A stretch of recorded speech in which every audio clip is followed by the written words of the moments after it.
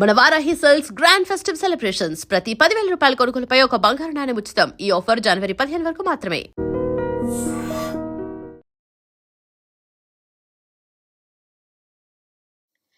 Welcome to I dream. నేను Udayasri. Exams దగ్గర పడుతూ ఉన్నాయి. పిల్లలు చాలా ప్రెషర్గా ఫీల్ అవుతూ ఉంటారు. ఎగ్జామ్స్లో ఎట్లాగైనా కానీ మంచి మార్క్స్ కొట్టాలని. At the same time parents కూడా పిల్లల్ని పైన ప్రెషర్ పెడుతూ ఉంటారు. అండ్ స్కూల్లో టీచర్స్తో ప్రెషర్. ఈ ప్రెషర్ని పిల్లలు ఎలా హ్యాండిల్ చేయాలి, అసలు పేరెంట్స్ టీచర్స్ ఎలా ఉండాలి, పిల్లలపై ఎలాంటి శ్రద్ధ తీసుకోవాలి ఎగ్జామ్స్ ప్రెషర్గా ఫీల్ అవ్వకుండా, ఎగ్జామ్స్ ప్రెషర్ అంటే ఏంటి, ఇవన్నీ కూడా మాట్లాడదాం. చైల్డ్ సైకాలజిస్ట్ మాధవి ఆదిమూలం గారు మనతో ఉన్నారు. హలో అండి, welcome to our studio. Hello అండి, thank you for inviting me. It's our pleasure అండి. సో పిల్లలు ఇప్పుడు ఈ టైం ఎంత క్రూషియల్ అంటే పిల్లలకి ఇప్పుడు లాస్ట్ 3 months కొంచెం కష్టపడితేనే పిల్లలు మంచి మార్క్స్ సాధిస్తారు. ఎవ్రీడే అయితే వాళ్ళు రోజు ఆడుతూ ఉంటారు. యాజ్ యూజువల్ వాళ్ళ డే మార్నింగ్ నుంచి ఈవినింగ్ వరకు ఎంజాయ్మెంట్ ఉంటుంది, స్కూల్ ఉంటుంది, అన్నీ ఉంటాయి. బట్ పేరెంట్స్ అనుకోరు ఇది ప్రెషర్ పెడుతున్నాము అని. కానీ ఇట్లా ప్రెషర్ ఫీల్ అయ్యి పిల్లలు సూసైడ్ చేసుకుంటూ ఉన్నారు. కొంతమంది మార్క్స్ తక్కువ వచ్చినాయి అని కొంతమంది. అసలు ఏంటి అంత ప్రెషర్ ఉంటుందా? ఎగ్జామ్ ప్రెషర్ అనేది ఎట్లా ఉంటుంది? ఎగ్జామ్స్ అనేవి ఎప్పుడైనా ఆర్టిఫిషియలే కదండి, న్యాచురల్ కాదు. మనం రోజు ఎగ్జామ్స్ అనేవి ఇవ్వము. ఎగ్జామ్స్ అనేది ఏంటి, ఒక సంవత్సరం అంతా చదువుకున్నది ఒక వారం 10 రోజుల్లో స్కూల్ వాళ్ళు ఒక పరీక్ష పెట్టి ఆ పరీక్షలో వచ్చే మార్క్స్ని బట్టి మీరు ఎలా చదివారు అనేది డిసైడ్ చేస్తారు. అది కొంచెం అన్యాచురల్ అన్నట్టే కదా. లైఫ్లో ఎప్పుడు అలా జరగవు మనకి యూజువల్గా కదా. All exams are unnatural in a way. అన్ని టెస్ట్లు అన్యాచురలే. అవన్నీ మనకి anxiety provoking type of things అన్నమాట. మనకి యాంగ్జైటీ, స్ట్రెస్ పెంచే సిచ్యువేషన్స్. ఇప్పుడు మిమ్మల్ని కూడా మీ లాస్ట్ 1 year అంతా ఈ 1 day 1 ఇంటర్వ్యూ మీద మీరు బాగా చేశారా లేదా ఈ 1 year అనేది చెప్తే మీకు కూడా అలా స్ట్రెస్ ఉంటారు. ఈ రోజు నేను ఎలా చేస్తాను, ఈ రోజు బాగా చేస్తానా లేదా. మీరు ఎన్నో మంచి ఇంటర్వ్యూస్ చేసి ఉంటారు. బట్ ఇమాజిన్ ఆ ఒక్క interview is going to be your deciding interview అంటే that causes lot of stress for you. లేకుంటే మీరు రిలాక్స్ గా ఉండేవాళ్ళు ఇక్కడ స్ట్రెస్ గా ఫీల్ అవుతారు ఆ రోజు మీ కొలీగ్స్ తో అందరితో. అలాగే మీరు అడల్ట్ అయినా మీకు స్ట్రెస్ ఉంటుంది. కానీ చిన్న పిల్లలకి ఎంత స్ట్రెస్ ఉంటుంది, ఆ 1 week లో వాడు సంవత్సరం అంతా నేర్చుకున్నది చూపించాలి పేపర్ మీద. ఆర్ చిన్న పిల్లలు అయితే ఇంకా వేరే విధంగా యాక్టివిటీస్ రూపంలో. అది చాలా అన్యాచురల్. Exams cause anxiety. అసలు ఎగ్జామ్స్ అనేవి unnatural. On top of it మన కంట్రీలో, మనకి ఇండియాలో, ఎస్పెషలీ తెలుగు రాష్ట్రాల్లో ఎగ్జామ్స్, ర్యాంక్స్, ఐఐటి కోచింగ్లు, అబ్రాడ్ వెళ్ళాలి. పిల్లలు పుట్టగానే మొత్తం ప్లాన్ అయిపోతుంది. అబ్బాయి అయితే ఇది చేయాలి, అమ్మాయి అయితే ఇది చేయాలి అని. సో వాడికి పుట్టినప్పటి నుంచి అదే గోల్తో పేరెంట్స్ ఉంటారు. నేను అవ్వలేకపోయాను, సో మా బాబు అవ్వాలి ఆర్ మా పాప అవ్వాలి అని చాలా ఎక్స్పెక్టేషన్స్తో ఉంటారు. సో అది మనకు తెలియక ఆ ప్రెషర్ అనేది మనం పిల్లల మీద పెట్టేస్తాము. ఫర్ ఎగ్జాంపుల్ చాలా మంది పేరెంట్స్ నాతో చెప్తారు, మేము అసలు ఏం ప్రెషరే పెట్టట్లేదండి పిల్లలకి అని. నేను అడుగుతాను, లైక్ మీరు ఏం చేస్తారు టిపికల్గా ఎగ్జామ్ ఉన్నప్పుడు అంటే పొద్దున్నే లేపేస్తాం వాళ్ళని రివిజన్ చేసుకోవడానికి. 1 week ముందు నుంచి పార్క్కి పంపించడం ఆపేస్తాము. రోజంతా పిల్లలు చదువుకుంటేనే కదా మంచి మార్క్స్ వచ్చేవి అని. ఏదైతే మీరు న్యాచురల్ రొటీన్ ఆపేసి అన్యాచురల్ రొటీన్ ఏదైతే మొదలు పెట్టేస్తారో పిల్లలకి స్ట్రెస్ స్టార్ట్ అయిపోతుంది. ఎందుకంటే రోజు నేను ఈవినింగ్ పార్క్ వెళ్ళి ఆడుకుంటాను, కిందకి వెళ్ళి అపార్ట్మెంట్ లో వెళ్ళి ఆడుకునే పిల్లలు సడన్ గా పేరెంట్స్ అంటారు నీకు ఎగ్జామ్స్ ఉన్నాయి, నువ్వు ఆడుకోకూడదు. వాడికి అర్థం కాదు, వాడు 2nd class, 3rd class, 5th class, వాడికి రొటీన్ ఇంపార్టెంట్. సో నేను పేరెంట్స్కి ఏం చెప్తానంటే ఆ రొటీన్ ఫాలో అవ్వండి. మీరు రోజు ఏ రొటీన్ ఫాలో అవుతారో కనీసం 2 hours ఆడుకునే పిల్లలు గంట సేపన్నా ఆడుకోనివ్వండి కదా. వాళ్ళకి అది స్ట్రెస్ బస్టర్. అది పిల్లలు ఆడుకునేది. Play is more natural than exams. Exams are unnatural. Play is natural. Play is like drinking water, sleeping, you know. So play ఆపేసి మీరు అన్యాచురల్ వాటికి ఇంపార్టెన్స్ ఇచ్చి న్యాచురల్ వాటిని ఆపేస్తే వాటికి స్ట్రెస్ పెరగక ఏమవుతుంది. మరి ఎగ్జామ్స్ బిఫోర్ కూడా అలాగే చదివితే ఎగ్జామ్స్లో మరి మంచి మార్క్స్ వచ్చేది ఎట్లా? వాంటెడ్లీ ఎవరు చేయరు కదా parents. So exams education is also important కదా. Definitely important. I really value education. కాకపోతే ఆ రొటీన్ అనేది చేంజ్ అవ్వకుండా మీరు రోజు స్టడీ అవర్స్ అనేది ఫిక్స్ చేసేసుకోండి పిల్లలకి. బట్ ప్లే కూడా ఉండాలి పిల్లలకి. ఎగ్జామ్ ఉన్నా ఎగ్జామ్ లేకున్నా రొటీన్ అనేది సేమ్ ఉండాలి. ఆ 1 week చదివిస్తే మార్క్స్ రావు కదా పిల్లలకి. ఆ ఇయర్ అంతా చదువుకుంటే మార్క్స్ వస్తాయి. ప్రతి టర్మ్ లో పిల్లలకి ఎగ్జామ్స్ ఉంటాయి, టర్మ్ అండ్ ఎగ్జామ్స్. ఆ టర్మ్ అంతా పిల్లలు చదువుకోవాలి, కానీ ఆ ఒక్కరోజు ఎక్కువ చదువుకుంటే ఎక్కువ మార్క్స్ రావు. అది మన భ్రమ. మనం అలా అనుకుంటాం, ఊహించుకుంటాం. ఎందుకంటే మన పేరెంట్స్ మనతో అలా చేశారు కాబట్టి మనం తెలియకుండా మనం అదే ట్రాన్స్ఫర్ సేమ్ లెర్నింగ్ మన పిల్లల మీద అప్లై చేస్తాం అనమాట. అలా ఉమ్, అసలు ఉండనే ఉండదు. ఉమ్, పిల్లలు అనేది రోజు చదువుకోవాలి కాసేపు. ఉమ్, ఫిక్స్డ్ టైం ఒక 1 అవరో 1.5 అవరో పెట్టుకొని చదువుకుంటే వాడికి అన్నే మార్క్స్ వస్తాయి. వన్ డే ఉమ్, ముందు చదువుకున్నా చదువుకోకపోయినా it doesn't matter. Um, because రోజు చదువుకున్నది రోజు రిపిటీషన్స్ అవుతే అది వాడికి గుర్తుంటది గానీ, ఒక్కరోజు చదువుకుంటే ఎలా గుర్తుంటది? రిపిటీషన్ అనేది లెర్నింగ్‌కి ఇంపార్టెంట్. ఉమ్. కాబట్టి రోజు చేయాల్సిన పని రోజు చేయాల్సిందే. ఆ ఒక్కరోజు చేస్తే మార్క్స్ రావు. ఓకే. మీరు హ్మ్. మీరు ఒక చైల్డ్ సైకాలజిస్ట్‌గా ఎంతోమంది పేరెంట్స్ మీ దగ్గరకొస్తూ ఉంటారు కదా! అవును. సో, పిల్లల్లో అలా ప్రెషర్ ఫీల్ అయినప్పుడు అంటే పేరెంట్స్ ఏ రకంగా పిల్లల్ని ప్రెషర్‌కి గురి చేస్తూ ఉన్నారు? అండ్ స్కూల్‌లో టీచర్స్ ఎట్లా ప్రెషర్‌కి గురి చేస్తూ ఉన్నారు? అప్పుడు పిల్లల కండిషన్ ఎట్లా ఉంటుంది? ఎలా ఐడెంటిఫై చేసేది పేరెంట్స్ అయినా, టీచర్స్ అయినా? So, first let's talk about parents. హ్మ్. పేరెంట్స్ గురించి మాట్లాడదాం. పేరెంట్స్‌కి తెలిసి తెలియక ఏం చేస్తారంటే పక్కకెళ్ళి వాడు చదువుకుంటుంటే కూర్చుంటారు వాడి పక్కన. హ్మ్. కూర్చొని ఎలా చదువుకుంటున్నావు? చదువుకుంటున్నావా? ఈసారి ఎన్ని మార్క్స్ వస్తాయనుకుంటావు? లాస్ట్ టైమ్ కంటే బెటర్ వస్తాయా? హ్మ్. లాస్ట్ టైమ్ నీకు 75% వచ్చింది. ఈసారి 85% వస్తదంటావా?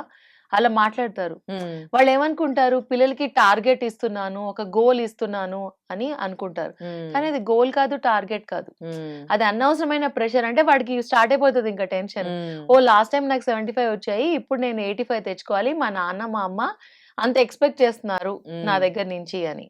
ఇంకోటి ఆహ్, మీ ఫ్రెండ్స్‌కి ఇన్ని మార్క్స్ వచ్చాయి లాస్ట్ ఎగ్జామ్‌లో.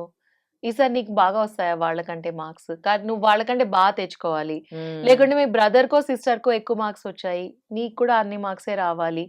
లేకుంటే మీ సిస్టర్ అమ్మాయి అయ్యుండి అన్ని మార్క్స్ తెచ్చుకుంది. ఆ! నువ్వు కూడా అబ్బాయివి నువ్వు ఇంకా మంచి మార్క్స్ తెచ్చుకోవాలి. హ్మ్. అట్లా తెలిసి తెలియక పేరెంట్స్ ఇలాంటి స్టేట్మెంట్స్ ఎప్పుడైతే మాట్లాడతారో పిల్లలకి స్ట్రెస్ మొదలైపోతది. అక్కడే స్టార్ట్ అవుతది. స్టార్ట్ అవుతది. హ్మ్. యెస్. ఓకే. సో, అది పేరెంట్స్ పెట్టే స్ట్రెస్. హ్మ్. వీడు ఎలాంటి సింప్టమ్స్ చూపిస్తాడు చైల్డ్? హ్మ్. ఇరిటబిలిటీ. హ్మ్. ఊరికే ఇరిటేట్ అవ్వడము, తినడం మానేయడము ఆర్ హ్మ్. ఎక్కువ తినడము, హ్మ్. ఆస్కింగ్ ఫర్ స్వీట్స్, హ్మ్. Sugars, searching for sugary things in the house. లేకపోతే ఎక్కువ పడుకోవడం, లేకుంటే తక్కువ అసలు పడుకోకపోవడం. హ్మ్. ఓకే. అండ్ కంటిన్యూయస్‌గా బిహేవియర్ ఇష్యూస్, టాంట్రమ్స్ స్టార్ట్ చేయడం. అంటే మంచిగా బిహేవ్ చేసే చైల్డ్ సడెన్‌గా ఎగ్జామ్ టైమ్‌లో వాడికి బిహేవియర్ ఇష్యూస్ రావడం. ఇవన్నీ స్ట్రెస్ సింప్టమ్స్.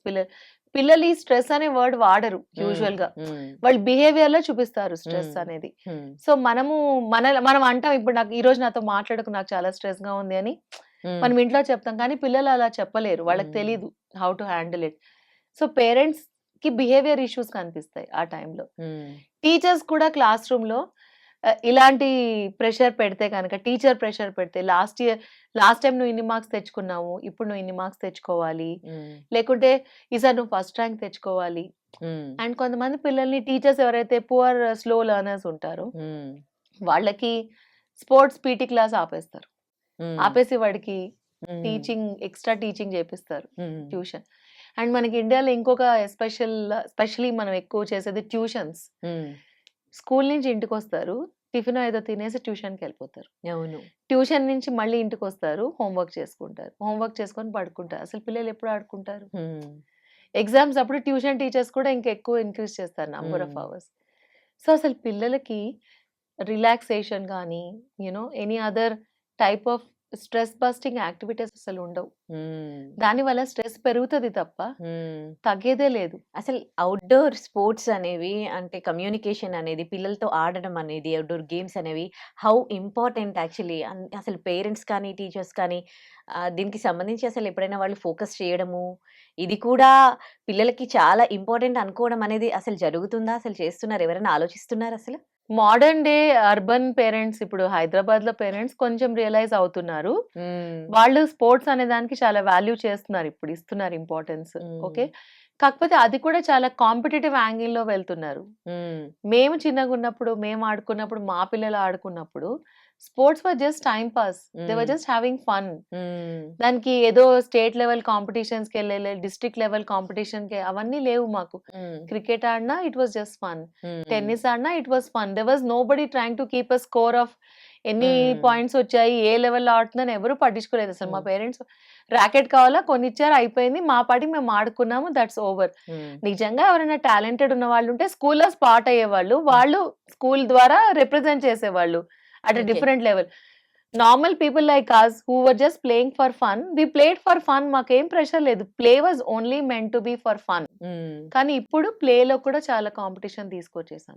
ప్లేలో కూడా ఎన్ని వాయిడ్స్ వచ్చావు, ఎవరు మీ కోచ్, ఎవరి దగ్గర కోచింగ్ అవుతున్నావు, దెన్ ఇట్స్ బికమ్ సెరిబ్రల్ కదండి. It's not a physical thing anymore. It's we are intellectualising play.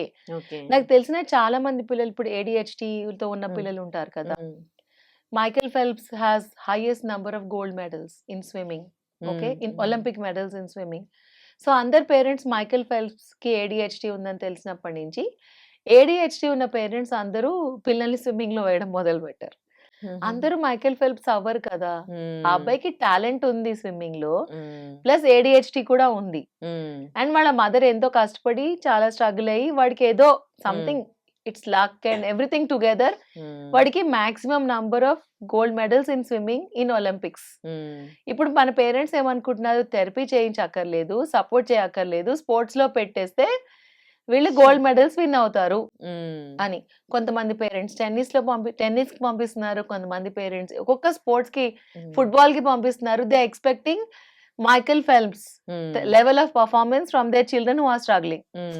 So మన ఇండియాలో ఏది చెప్పినా గానీ దాన్ని కాంపిటీషన్ కింద మార్చేస్తాం మనం. అదే, అందులో ఎవరైనా గెలవాల్సిందే, మా చైల్డ్ టాప్ అవ్వాల్సిందే. సో స్పోర్ట్స్ లో కూడా మనం అది కాంపిటీషన్, అక్కడ మళ్ళీ స్ట్రెస్. ఇది కాదు, ఈ అవుట్డోర్ గేమ్స్ కాదు, మామూలుగా ఇంతకు ముందు ఇంటి ముందు పిల్లలతో, పక్క వాళ్ళ పిల్లలతో ఆడుకునే వాళ్ళు. ఇప్పుడు అంటే మొత్తం అపార్ట్మెంట్ కల్చర్ అయిపోయింది. సో అందులో కూడా అసలు ఒకరితో ఒకరు ఎవరు ఉన్నారో కూడా తెలియదు ఇంటి ముందు ఇంటి వెనకాల. సో దీని ఇంపాక్ట్ కూడా ఉంటుంది. పిల్లలతో పిల్లలు ఆడడం అనేది ఎంత ఇంపార్టెంట్, అసలు చాలా ఇంపార్టెంట్. పిల్లలతో పిల్లలు ఆడడం అనేది చాలా చాలా ఇంపార్టెంట్. దానివల్ల మనకి చాలా నేర్చుకుంటాం లైఫ్ లో. అడ్జస్ట్ ఎలా అవ్వాలి, ఫ్రెండ్స్ ఎలా మాట్లాడాలి, ఫ్రెండ్స్ ఇంటికి వెళ్తే ఎలా బిహేవ్ చేయాలి. Okay, and it's okay to lose. నేను ఓడిపోయినా ఇట్స్ ఫైన్, రేపు గెలుస్తాలే. ఓకే, గెలకపోయినా పర్లేదు, మా ఫ్రెండ్ గెలిచాడు. మీకు నాకైతే గుర్తులేదు ఎప్పుడు కాంపిటేటివ్ స్పిరిట్ తో ఏ స్పోర్ట్ ఆడడం. It was fun. మేము అందరం బాగా నవ్వుకునే వాళ్ళం ఆడుకుంటూ. ఎవరు గెలిచారు ఎవరు గెలవలేదు అనేది never was a thought that cross our mind. ఇప్పుడు పేరెంట్స్ స్పెసిఫిక్ గా అడుగుతున్నారు, నువ్వు గెలిచావా లేదా, గెలకపోతే నువ్వు రేపు అంటే అక్కడ కూడా వాడు ఏదో వెళ్ళి ఆడుకుంటుంటే అక్కడ కూడా competitive spirit. First of all ఇప్పుడు పేరెంట్స్ ఫిజికల్ స్పోర్ట్స్ కంటే they are buying these gadgets no where the sports are played in on TV. Football they play on TV, tennis they play on TV. అసలు what is this, you know? I think children should go out and play. అంటే అక్కడ ఏసీలో ఆడుకుంటారు అనమాట పిల్లలు, వాళ్ళ living room లో, టీవీలో they play football. I don't understand that kind of a play. For me play is go out, play in the dirt, play in mud, play in sand, play in rain, and no expensive shoes, nothing. It was just for fun. ఇప్పుడు ప్రతి ఒక్కటి tennis కి వెళ్తే మొత్తం tennis outfit ఉంటుంది, expensive shoes ఉంటాయి, expensive rackets ఉంటాయి. Play is never meant to be like that, especially in younger children. Only when they grow up, when they are playing at a professional level, all this becomes important. Just for fun, all this is absolutely not important. Yeah. Okay, fine. Then ఇంకా పిల్లలు ఎప్పుడైనా pressure గా feel అవుతూ ఉన్నారు ఇప్పుడు exams టైంలో, వాళ్ళకి లేని థాట్స్ వస్తూ ఉంటాయి. పేరెంట్స్ ఎట్లా ఐడెంటిఫై చేయాలి, టీచర్స్ ఎట్లా ఐడెంటిఫై చేయాలి, ఎలా ఓవర్కమ్ అయ్యేట్టు చేయాలి పిల్లలు? నా అడ్వైస్ ఏంటి అంటే, మీరు ఏ రొటీన్ మార్చకండి. ఎగ్జామ్ లేనప్పుడు రొటీన్, ఎగ్జామ్ ఉన్నప్పుడు రొటీన్ సేమ్ ఉండాలి ఇంట్లో. ఓకే, ఎగ్జామ్ ఉన్నప్పుడు సపోర్ట్ ఏమన్నా కావాలంటే ఇవ్వాలి, కానీ ఎక్కువ నంబర్ ఆఫ్ అవర్స్ ఇంక్రీజ్ చేసే అవసరం లేదు. ఐ వుడ్ సే పిల్లలకి 3 months ముందు నుంచి ఎగ్జామ్ గురించి తెలుసు. మనకి అందరికీ తెలుసు ఎగ్జామ్స్ ఎప్పుడు ఉంటాయి. ఇండియాలో అందరికీ ఒకే టైంలో ఎగ్జామ్స్ ఉంటాయి. CBSE ఒకే టైం ఉంటుంది, SSC అదే టైం. స్కూల్ వాళ్ళకి తెలుసు కదా, మీకు కూడా తెలుసు. సో మీరు 3 months ముందు నుంచే ప్లాన్ చేసుకోండి కదా. ఆ సిలబస్ ని డివైడ్ చేసుకోండి చిన్న పార్ట్స్ కింద. పిల్లలతో కూర్చోండి, ఈ మంత్ లో ఇది నేర్చుకుందాం నాన్న, ఈ మంత్ లో ఇది నేర్చుకుందాం, ఈ మంత్ లో ఇది నేర్చుకుందాము అని. చంకింగ్ అంటారు దాన్ని, chunking. You have to divide the big piece of syllabus into small pieces. ఆ స్మాల్ పీసెస్ ని పిల్లలకి 3 months ముందు నుంచే స్టార్ట్ చేసేస్తే ప్రిపరేషన్, ఎగ్జామ్ 1 day ముందు చదువుకునే they say no this overnight 24 hours preparation అవసరం ఉండవు, పిల్లలకి అసలు అవసరమే ఉండదు. అండ్ ఇప్పుడున్న ఎగ్జామినేషన్ సిస్టమ్స్ ఇండియాలో they are very child friendly. They are not like before. They are very very child friendly. Especially CBSE is extremely child friendly. Parents pressure పెడతారే తప్ప board is not at all difficult. It's very easy. for Okay. children to pass exams. Okay, right. Thank you so much for your valuable suggestions to the viewers and the children. And thank you. Thank you. And for more videos, Please subscribe to iDream. Please subscribe to iDream. Please subscribe iDream. And please subscribe to iDream. For more videos, subscribe to iDream. please like, share, and subscribe to the channel. Congratulations, iDream. Subscribe to iDream. Subscribe to iDream. So subscribe to iDream Media. iDream ki iDream team అందరికి huge congratulations. Please subscribe iDream Media. Please subscribe to iDream. Subscribe iDream. Please subscribe to iDream. iDream అంటే నా కళల channel subscribe చేసుకున్న నోరు తిరుగుతలేదు, మీరైతే గంట గుర్తు కొట్టరు. For more such videos, please subscribe to iDream. Subscribe to iDream. Please subscribe to iDream. Please subscribe iDream Media. Please do subscribe to iDream. Please subscribe to iDream Media. For best entertainment and information, please subscribe iDream. And don't forget to subscribe to iDream.